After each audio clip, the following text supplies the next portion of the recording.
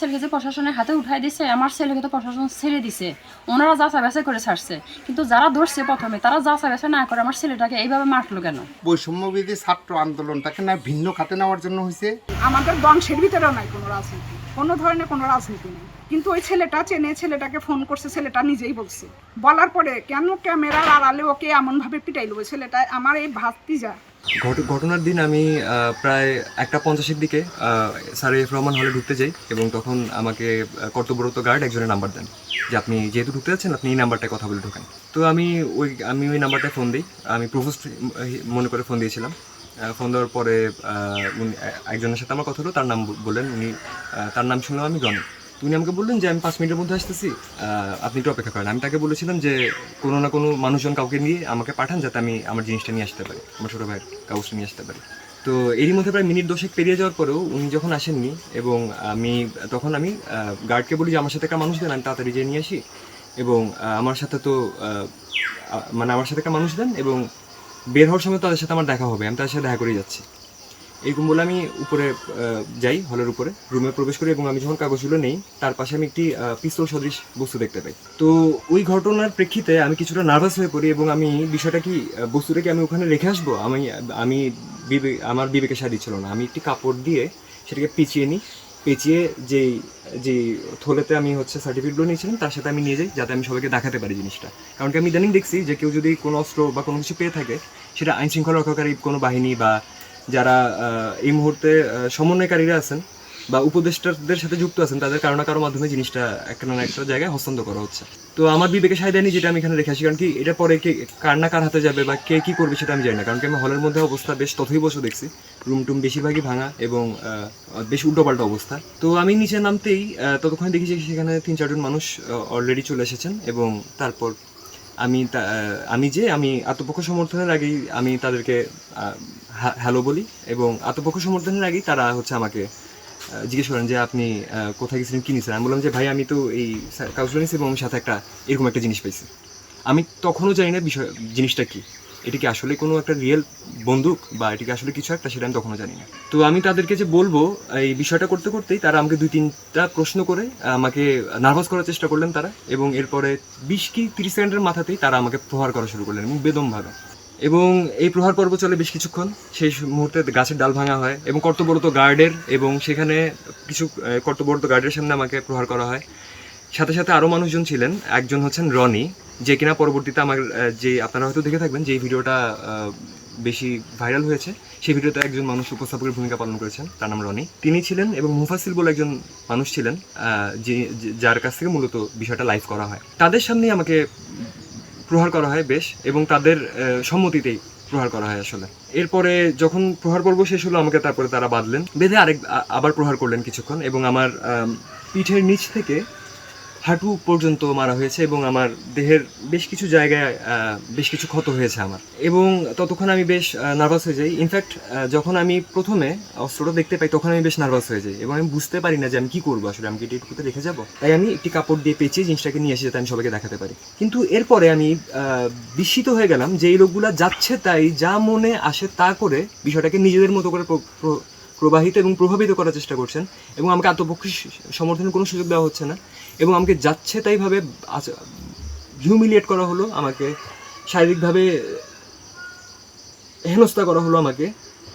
এবং এক পর্যায়ে আমার দাঁড়িয়ে থাকতে খুব কষ্ট হচ্ছিল ওই জায়গাটায়। এরপরে আমাকে ওই জায়গায় নিয়ে যখন তারা বাঁধেন তারা বলছেন যে কেউ গায়ে হাত তুলবেন না, আর নিজের হাতে তুলে নেবেন না। কিন্তু এই লোকগুলি আমাকে কিছুক্ষণ আগে প্রহার করেছেন। যেমন রনি, তিনি আমার মাথায় আঘাত করেছেন হাত দিয়ে। তিনি আমার দিকে হাসি মুখে কথা বলতেছেন, বলতে বলতে হঠাৎ করে চোখ উল্টে গেল, উনি আমাকে একটা বাড়ি দিয়ে দিলেন। আমি যে বলবো জিনিসটা আসলে কি, এইটার সুযোগ আমাকে কেউ দেয় নাই। এরপরে আরও আধা ঘন্টার মতো যাওয়ার পর সেনাবাহিনীর মানুষজন আসেন এবং আমাকে তাদের হাতে সোপর্দ করা হয় এবং আমি তাদের হাতে যাওয়ার পর আমি মূলত নিরাপদ বোধ করি, কারণ কি তারা আমাকে যথেষ্ট নিরাপত্তা রেখেছেন এবং সেনাবাহিনীর লোকদের কাছে যথেষ্ট রকমের কৃতজ্ঞ। তারা আমার সাথে বেশ বন্ধুত্বপূর্ণ আচরণ করেছেন এবং আমার কথা শুনেছেন। এবং তাদের কাস্টডিতে যাওয়ার পরে আমি পরবর্তীতে আমাকে তারা নানান প্রশ্ন করেছেন এই বিষয় সম্পর্কে বা সবার কাছে যা কিছু শুনেছেন তার প্রেক্ষিতে। এবং পরবর্তীতে আমি শুনলাম এই বিষয়টা আসলে কোনো বন্দুক না, এটা একটা খেলনা, এটা নাকি একটা নষ্ট লাইটার। তো এর প্রেক্ষিতে আমি সেনাবাহিনীর কাস্টডিতে ছিলাম। এরপরে গতকালকে আমার পরিবারের মানুষজন নানান দিক থেকে খবর পেয়ে আমাকে আমার খবর নিতে আসেন এবং তারপর তাদের টিম মুশতাকার রেখে আমাকে তাদের হাতে ছেড়ে দেওয়া হয়। আমাকে আমার পরিবারের সাথে আসার জন্য ছেড়ে দেওয়া হয়। তারপর বৈষম্যবিধি ছাত্র আন্দোলনটাকে না ভিন্ন খাতে নেওয়ার জন্য হয়েছে। তো এটার সুষ্ঠু তদন্ত আমি কামনা করি। সুষ্ঠু তদন্ত করে দোষী যারা আছে আমার ছেলের সঙ্গে হয়তো যে অন্যায় আচরণগুলো করেছি সেটার আমি সুষ্ঠু তদন্ত সাপেক্ষে বিচার চাই। আমার ছেলের সাথে যে অনাকাঙ্ক্ষিত ঘটনাটা ঘটছে আমি সন্ধ্যার দিকে জানতে পারি। জানার পর আমি বিভিন্ন জায়গায় ফোন করছি, ফোন করে আমি কোনো খোঁজখবর পাচ্ছি না পেয়ে আমি সকালে চট্টগ্রাম চলে গেছি। চট্টগ্রামে গিয়ে আমি হাটহাজারী থানায় গেছি। থানায় এখানে অনেক আর্মি আছে, আর্মিদের কাছ থেকে জিজ্ঞেস করছি। আর্মিরা বলতেছে আপনি ক্যান্টনমেন্টে যান। ক্যান্টনমেন্টে গেছি বাইজিৎ ক্যান্টনমেন্ট। ওইখানে যাওয়ার পরে ওনারা আমাকে জিজ্ঞেস করছে, আমার ছেলের নাম জিজ্ঞেস করছে, আমাদের সবার নাম জিজ্ঞেস করছে। জিজ্ঞেস করার পরে দিয়ে আমি সব কিছু বলছি। বলার পরে দিয়ে বলতে আপনি অপেক্ষা করেন, আমরা দেখতেছি বলে আমি অনেকক্ষণ ছিলাম। থাকার পরে দিয়ে মানে আমাকে বললো যে আপনি স্থির থাকেন, আপনি অস্থির হয়ে না, আপনার ছেলে আমাদের কাছে আছে, আমরা দিচ্ছি বলে আমাকে অনেকক্ষণ বসা রাখার পরে দিয়ে আপনি আমার সব ডিটেলস জানার পরে আমার ছেলেকে আমার হাতে দিয়ে দিছে। এই আর কি নিয়ে আসছি আমি। তারপরে আমি চাই আমার ছেলের সাথে যেটা হয়েছে এটা আর মানে কারো বেলায় না হোক, এটা সম্পূর্ণ মিথ্যা। এটা আমার ছেলের সাথে আজকে হয়েছে, কালকে আরেকজনের সাথে হবে, পরশুদিন আরেকজনের সাথে হবে, এটা যাতে না হয় এটার আমি বিচার চাই। আমাদের বংশের ভিতরেও নাই কোনো রাজনীতি, কোনো ধরনের কোনো রাজনীতি নেই। কিন্তু ওই ছেলেটা চেনে, ছেলেটাকে ফোন করছে, ছেলেটা নিজেই বলছে। বলার পরে কেন ক্যামেরার আড়ালে ওকে এমনভাবে পিটাইলো ওই ছেলেটা। আমার এই ভাতিজা এই দাউদ সালমান, ওর যে হার্টের অসুখ, ও যে এরকম ও জানে, সব জেনে কেন মারলো এবং সবাইকে নিয়ে পিটাইয়া ওকে এত এইভাবে আহত করে তারপর পরে দেয় কেন বললো যে নাটক করস কেন। আমি সেই জন্যে এবং এইভাবে যে হয়রানি করে ওকে মাইরা পিটায় মিথ্যা যে সারা বিশ্বের কাছে ওকে ভিলেন বানায় দিল সে হিরো হওয়ার জন্য, আমি সেটার প্রতিকার চাই। আমি জোরালো প্রতিকার চাই, আমি সবার কাছে চাই।